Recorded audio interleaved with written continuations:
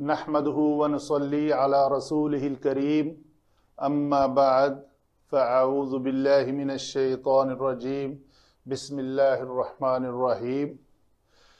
Topic چلاتے ہیں جی، تجوید کے قواعد کے مطابق ایک بار پڑھ لیتے ہیں۔ یقول یا لیتنی قدمت لحیاتی، لحیاتی ہا کا مخرج جو ہے تھوڑا منہ کو زیادہ کھولیں اور یہ ایک سانس زیادہ نکالنے کے ساتھ ساتھ اس کی آواز بھی نکال لیں، ہا۔ تو اس میں کوئی خاص بات نہیں ہے، حروف مدہ ہیں، مدہ کو اتنا ہی مدہ کرنا ہے۔ لیتنی یا لین ہے۔ فَيَوْمَئِذٍ لَا يُعَذِّبُ عَذَابَهُ أَحَدٌ، یہ ہا اور یہ ہا اس کا مخرج جو ہے وہ نمایاں ہونا چاہیے۔ فیو واو لین ہے، تنوین کے بعد لام آ رہا ہے تو ادغام کامل ہوگا، یعنی تنوین کی نون کی آواز بالکل نہیں آئے۔ بعض ساتھی پڑھتے ہیں یوم اذن لا، نہیں، یہ اذن لا جو ہے نا وہ ایک سٹائل ہے پنجابی کا، خاص طور پہ میں تو اپنے حلقے کو ہی جانتا ہوں کہ جب تنوین آئی ہوئی ہے تو اس کو جتنی دیر پڑھے نا تو وہ مزہ نہیں آتا۔ یہ مزے والی بات نہیں ہے، یہ قرآن کے قواعد کو ایکسپلین کر کے سیکھ کر اس کو اس کے مطابق پڑھنے کا عمل کرنے کا ٹائم ہے۔ تو یہ ہے تنوین ختم کرنی ہے۔ فَيَوْمَئِذٍ لَا يُعَذِّبُ، ذِلَّا، ذِلَّا غلطی ہوگی۔ یہاں پہ کیا ہے؟ عذابہ، عذابہ ہا ضمیر ہے، اس کا پہلا بھی متحرک ہے، اس کے بعد بھی متحرک ہے، لیکن سبب یہ ہے کہ بعد والا متحرک چونکہ حمزہ ہے تو اس کو ذرا لمبا کریں گے۔ اسی طرح یہاں پہ بھی ہے، واو کا مخرج واو گول کریں گے۔ احدن کی تنوین ہے، واو آ گئی ہے، ادغام ہوگا، ادغام ناقص ہوگا، یہاں پہ نون تھوڑی سی باقی رہے گی۔ آگے پھر یہ سا کا اور سین کا فرق نمایاں کرنے کے لیے سا کے لیے زبان کو دونوں دانتوں کے درمیان باہر آپ کو دیکھنے والے کو نظر آنی چاہیے تاکہ وہ کلیئر ادائیگی ہو۔ دونوں آیتوں کو ایک بار اکٹھا پڑھتے ہیں، تنوین کا یہاں پہ ادغام بھی کریں گے۔ فَيَوْمَئِذٍ لَا يُعَذِّبُ عَذَابَهُ أَحَدٌ وَلَا يُوثِقُ وَثَاقَهُ أَحَدٌ، وَثَاقَهُ أَحَدٌ۔ قاف کا مخرج کیا ہے؟ لوتھڑا، وہ لگنا چاہیے، نہ کہ اس سے آگے لگ کے تھوڑا سا تو ہم اس کاف کی طرف چلے جائیں جو کہ معنی میں غلطی پیدا کرے گا۔ ٹھیک ہے جی، تو یہ ہوئی ہماری تجوید کے بارے میں۔ آخر میں دال ہے، دال کو کلکلا کرنا ہے، دال کو ساکن کریں گے اگر تو کلکلا کریں گے، ملا کر پڑھیں گے تو وہ ادغام ہوگا۔ آگے چلتے ہیں جی، اس کے بعد علم صرف کی جانب۔ علم صرف میں ہم کلمات کے اوپر بحث کرتے ہیں۔ کلمات میں ہم دیکھتے ہیں کون کون سا اسم ہے، کون سا فعل ہے اور کون سا حرف ہے۔ یقولو فعل ہے، بہت بار ایکسپلین کر چکا، میں اس پہ آج بات بھی نہیں کروں گا۔ مادہ ہے اس کا قاف، واو اور لام۔ یہاں پہ دو حروف ہیں، یہ یا لیتنی جو ہے یہ حرف ندا،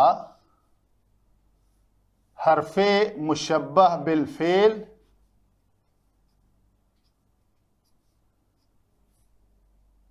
اور ایک نون وقایا،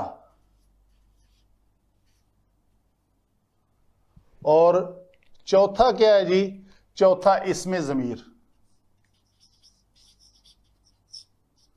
یہ اسم ہے۔ تو گویا یہ چار کا مرکب ہے، اکٹھا مجموعہ ہے۔ یا جو ہے یہ حرف ندا ہے، لیتا جو ہے یہ حرف مشبہ بالفعل ہے، اور نون وقایا اس کو کہتے ہیں بچاؤ کے لیے یہ نون آیا تاکہ اس کلمے کی مشابہت کسی اور سے نہ ہو جائے۔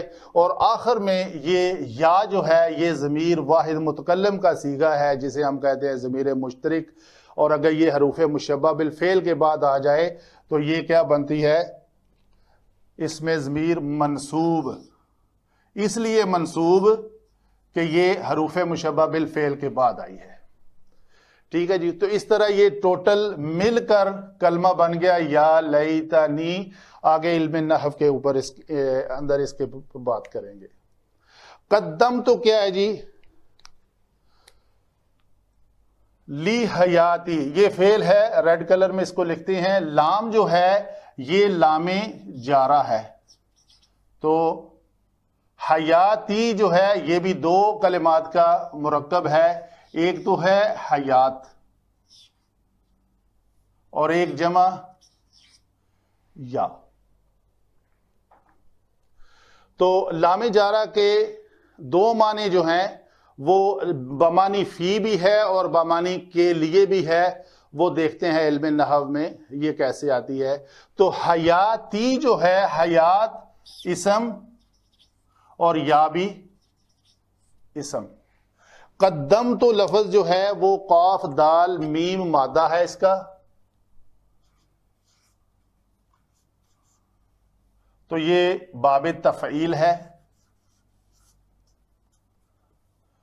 واحد متکلم کا صیغہ ہے اور فعل ماضی ہے. فَيَوْمَئِذٍ کے اوپر بات نہیں ہم کرتے، یہ پہلے اس کے اوپر بات ہو چکی پچھلی آیت مبارکہ میں. آگے چلتے ہیں. لا، لا جو ہے یہ حرف نفی ہے جی.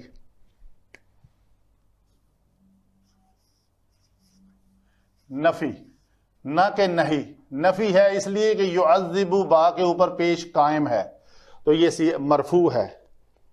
یعذب لفظ جو ہے اس کا روٹ ورڈ ہے عین، زال اور با. یہی لفظ یہاں پہ بھی ہے، عین زال اور با. عین زال با یہ بھی قدمتو کی طرح باب تفعیل سے ہے. باب تفعیل سے یہ فعل مضارع ہے. یہ بنے گا عذب یعذب. تو یعذب فعل مضارع واحد مذکر غائب کا صیغہ ہے. آگے چلتے ہیں. عذاب لفظ جو ہے یہ اسم ہے، ہو بھی اسم ہے. عین زال اور با عذاب. آگے ہا ضمیر جو ہے یہ اسم ہے. تو یہ اسم جمع اسم یہ دونوں مل کر مرکب اضافی بن جائیں گے. تو یہ اسم جو ہے یہ محلن ہم کہیں گے یہ مجرور ہے ہا ضمیر. احدن اسم ہے. واو یہاں پہ پھر واو حرف عطف ہے. لا بھی یہاں پہ لائے نفی ہے. یوسقو یہ کیا ہے جی؟ وسقا اس کا روٹ ورڈ ہے. واو سا اور قاف. یہ باب افعال سے ہے جی. یہاں پہ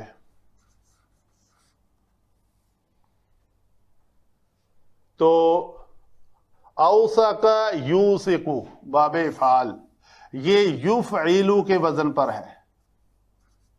چونکہ تھوڑے حروف علت انوالو ہیں تو ہم اس کو لکھ لیتے ہیں یو سی کو. پرفیکٹ، کوئی تبدیلی نہیں آئی. وساق لفظ عذاب کی طرح یہاں پہ بھی یہ اسم ہے. جمع ہا ضمیر بھی اسم ہے، احدن بھی اسم ہے. تو یہ مل کر مرکب اضافی. یہ واو اور لا جو ہے یہ عطف ہے. یہاں پہ واو عطف، لا نفی. تو یہ ہے جی ہماری علم صرف کے مطابق کلمات کے اوپر بحث. اس سے ہم نے جانا کہ کون سا لفظ کون سے باب سے ہے، کون سا فعل ہے اور کون سا اس کا صیغہ ہے. اسماء ہیں تو اسماء کیسے بنے. آگے چلتے ہیں. یقولو، یقولو فعل ہے. کیا اس فعل کے بعد کوئی ایسا کلمہ ہمیں نظر آ رہا ہے جو اس میں چھپی ہوئی ہوا ضمیر کو پیش کرے؟ نہیں، کوئی نہیں آ رہا. تو اس کا مطلب ہے یہ جو جملہ ہے، یہ فعل جو ہے، اس کے اندر ایک ہوا ضمیر جو چھپی ہوئی ہے مستتر، وہی فاعل ہے اس کی. اور وہ کون ہے؟ وہ کس کی طرف لوٹ رہی ہے؟ وہ اس انسان کی طرف لوٹ رہی ہے جو جس کا ذکر پچھلی آیت میں آیا، یومئذ یتذکر الانسان. تو یقول فعل جمع فاعل. آگے کیا ہے جی؟ یا لیتنی. حروف مشبہ بالفعل کا اسلوب ہوتا ہے کہ حروف مشبہ بالفعل کے بعد ایک اس کا اسم آتا ہے، ایک اس کی خبر ہوتی ہے. اسم منصوب ہوتا ہے، خبر مرفوع ہوتی ہے. تو یہ منصوب اسم مل گیا ہمیں. تین چیزیں، حرف مشبہ بالفعل بھی مل گیا، حرف مشبہ بالفعل کے بعد اس کا اسم منصوب. آگے یہ جو جملہ ہے پورا، یہ ہم کہیں گے یہ جملہ محلاً مرفوع ہو کر لیتا کی خبر. جملے کے بارے میں بات کر لیتے ہیں. قدمت واحد متکلم کا صیغہ ہے. جیسے میں کہتا ہوں ہر فعل کے اندر ایک ضمیر ہے جی، آپ نے وہ ضمیر نکالنی ہے. ضمیر کو یا تو ڈائریکٹ فاعل بنانا ہے یا نائب فاعل بنانا ہے. مفعول تو وہ کبھی بنے گی نہیں جو فعل کے اندر ضمیر ہے. تو اس فعل کے اندر ہوا ضمیر تھی تو ہم نے اس کو فاعل بنایا. اس فعل کے اندر بھی ایک ضمیر ہے، پہلے اس کو نوٹیفائی کرنا ہے کہ ہے کیا وہ ہوا. یہ فعل ماضی ہے جی. پہلی بات، ماضی کے اندر دو ہی ہوتی ہیں، ہوا اور ہیا. کون کون سے سیغوں میں؟ پہلے سیغے میں اور چوتھے سیغے میں. یقولو تو تقولو ہوگا. اس کا یہ ہے قدمت، واحد متکلم کا صیغہ ہے. تو فعل ماضی میں واحد متکلم کے صیغے کے اندر یہ جو تا ہے یہ ضمیر ہے، تا پیش تو. اس کو ہم کہیں گے یہ ضمیر ہے. تو یہاں پہ یہ فاعل ہے. یہ فاعل کیا فعل کرنا ہے اس نے؟ قدمہ کا، آگے بھیجنا. جب ہم قدم اٹھاتے ہیں تو ایسے آگے چل رہے ہوتے ہیں، تو اس کو کہتے ہیں آگے کوئی چیز بھیجنا. تو یہ ہے قدم سے قدمہ. قدمت، میں نے بھیجا ہوتا، فعل ماضی ہے. اے کاش میں نے بھیجا ہوتا. لی حیاتی، یہاں پہ علماء کی دو رائے ہیں. ایک تو ہمیں یہ فعل مل گیا، فاعل مل گیا، جمع اس جاری یہ اضافی ہے، جمع جارہ یہ مل کے جاری ہے. تو یہ ٹوٹل جو مرکب جاری ہے اس کو ہم کیا کہیں گے؟ یہ متعلق ہے. کس کا؟ اس فعل کا. تو گویا یہ جو فعل ہے یہ ہے پورا جملہ جو فعل، فاعل اور متعلق فعل سے کے اوپر مشتمل ہے. قدمت لی حیاتی. اس لی کا معنی اگر حروف جارہ کے مطابق لیے کیا جائے تو وہ ہے کہ اے کاش میں نے کچھ بھیجا ہوتا اپنی اس زندگی کے لیے. کچھ علماء کی رائے ہے کہ یہ لام کا معنی ہے لام جارہ بمانی فی. یہاں پہ میں لکھ دیتا ہوں لام جارہ بمانی فی. تو اس سے پھر یہ مراد ہوگی اے کاش میں نے بھیجا ہوتا اپنی اس زندگی میں. تو فی کا معنی میں ہو جائے گا. تو یہ جو آج کی زندگی ہے اس زندگی کے بارے میں اس وقت سوچے گا کیش میں اس زندگی میں اس زندگی کے لیے کچھ آگے بھیجا ہوتا. تو یہ ہوا جی ہمارا یقول. پھر وہ کہے گا. وہ کیا کہے گا؟ فعل جمع فاعل.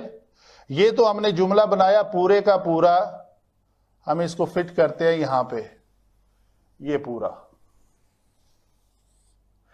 یہ جو جملہ ہے یا لیتنی قدمت لحیاتی، یہ فعل جمع فاعل جمع مفعول، یہ ہوگا اس کا مفعول یقولو کا، تو تب یہ پورا جملہ بن جائے گا۔ یقولو کا معنی ہے وہ کہے گا، کیا کہے گا؟ یہ جملہ کہے گا، تو یہ جملہ مفعول ہے۔ جیسے اس نے کھایا، کیا کھایا؟ سیب کھایا، تو سیب مفعول ہے۔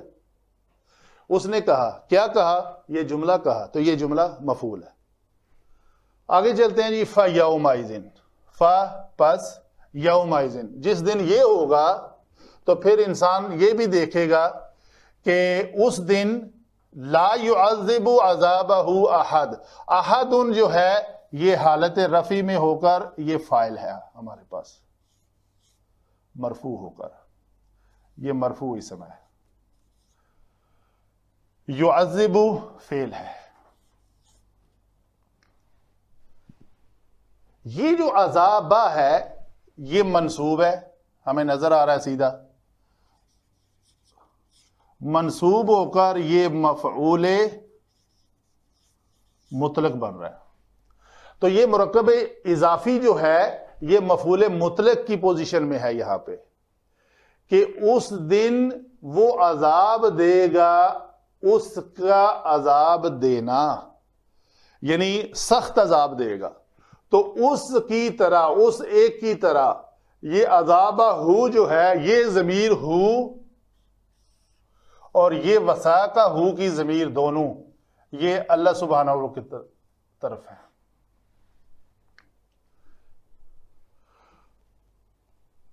نہیں کوئی ایک بھی عذاب دے گا اس کے عذاب جیسا، تو اللہ کے عذاب جیسا کوئی ایک بھی عذاب نہیں دے سکتا، دے گا اللہ کے جکڑنے کی طرح کوئی ایک بھی نہیں جکڑ سکتا۔